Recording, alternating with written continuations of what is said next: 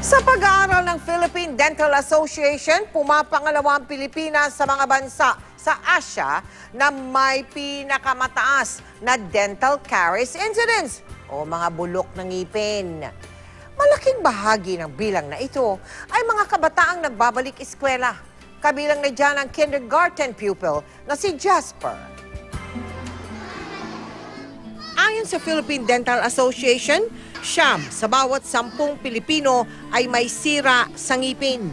At karamihan sa kanila, mga kabataang gaya ni Jasper. Umuuga na po yung ngipin ko, tapos biglang natanggal. Mahilig po kasi ako kumain. Kaya hindi isang beses, isang araw lang ako nagtutoothbrush. Iwasan natin yung mga chichirya, yung mga rich in sugar na foods na nakakasira ng ngipin. Ugaliing mag-toothbrush, kundi man 3, mga 2 beses sa isang araw. Kwento pa ng kanyang inang si Jennifer. Nag-social po sila sa 3 toothbrush, kaya po naitapon po namin gawa ng pudpud na po. Dapat hindi. Kasi maaaring magdulot ito ng maraming sakit. Ang kawalan ng toothbrush at toothpaste, asin at tubig ang katapat. Kumukuha po ako ng ito, tapos isisipuli yung pusang ngipin ko.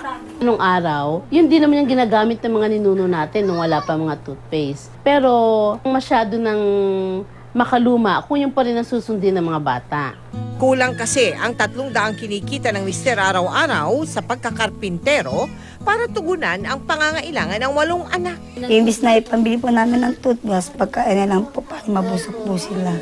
Ngunit gaano man kahirap ang buhay, hindi ito bakas sa palangiting si Jasper na ang tanging hiling. Gusto ko po magkaroon ng sarili kong toothbrush para po gumanda na po yung ngipin ko.